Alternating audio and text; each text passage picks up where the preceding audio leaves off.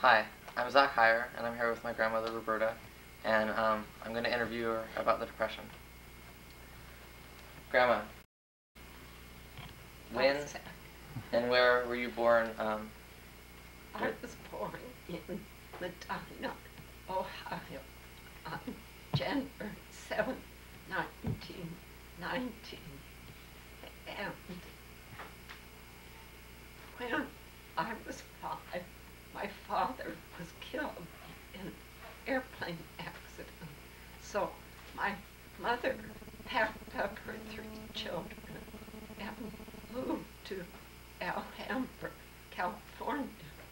And this is where we grew up. 10 years later was the stock market crash in 1929. But we were very fortunate during this Depression time because my mother was working.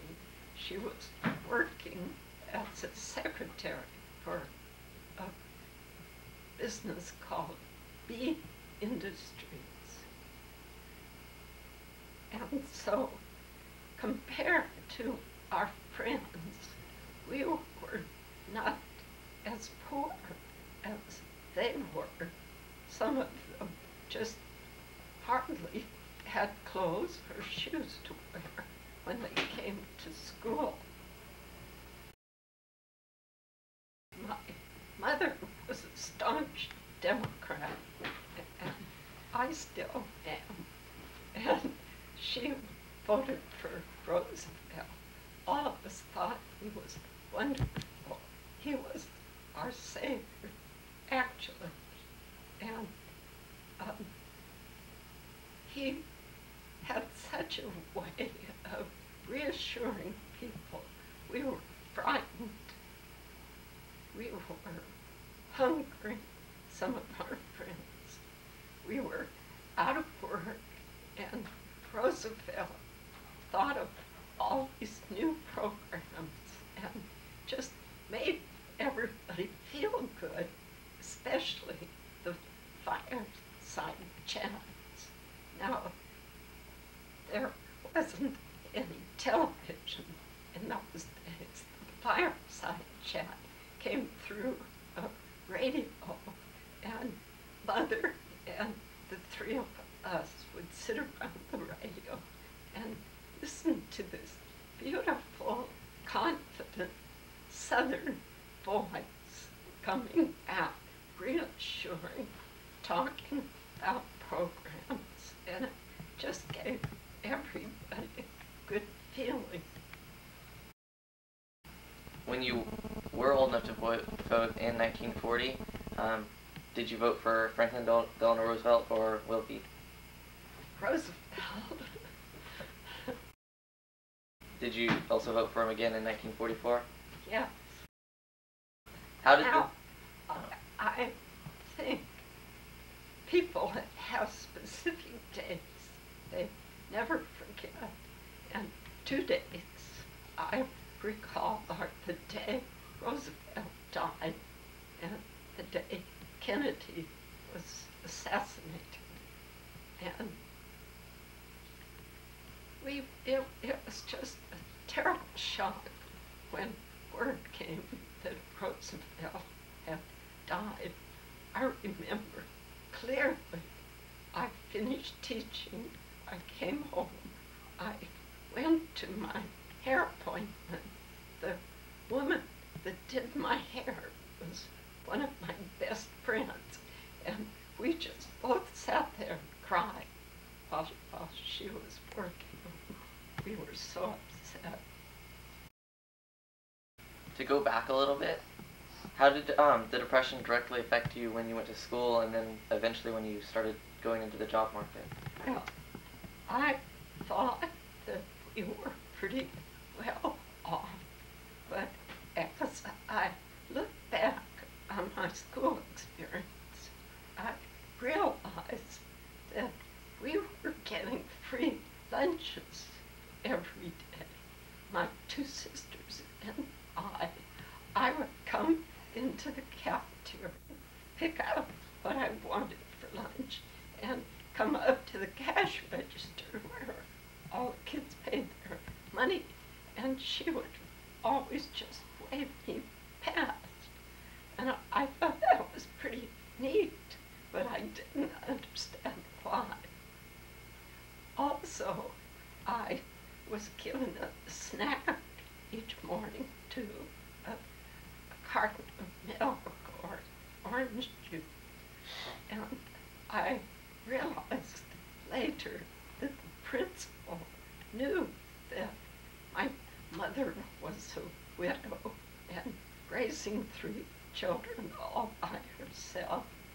And this was quite unusual in those days for a woman to be working and raising children alone. Today, a single parent is just accepted, but in those days, it was very unusual. So the school principal arranged for us to have these free lunches.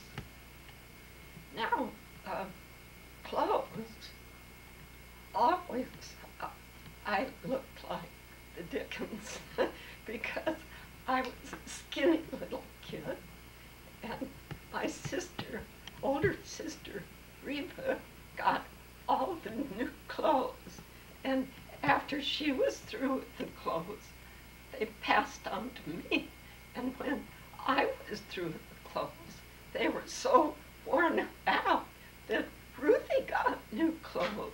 So I was always the person to get the hand-me-downs. And Reba's style and my style were so different. These clothes just hung on me and just looked awful. At least I thought they looked awful. But if I look at some of my grammar school pictures, I look so bedraggled.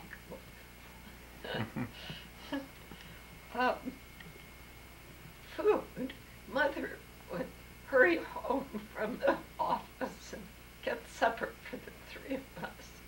And we tried to help, but we fool around, raising Cain in the house until somebody would say, "She's coming in the driveway." And from the time it took for the car to come down the street and turn in the driveway and her to get out, we'd have the house slicked up, the table set, the water on the stove. Everything would be clear by the time she walked in the house. So some of the things she fixed were creamed chip beef on boiled potatoes.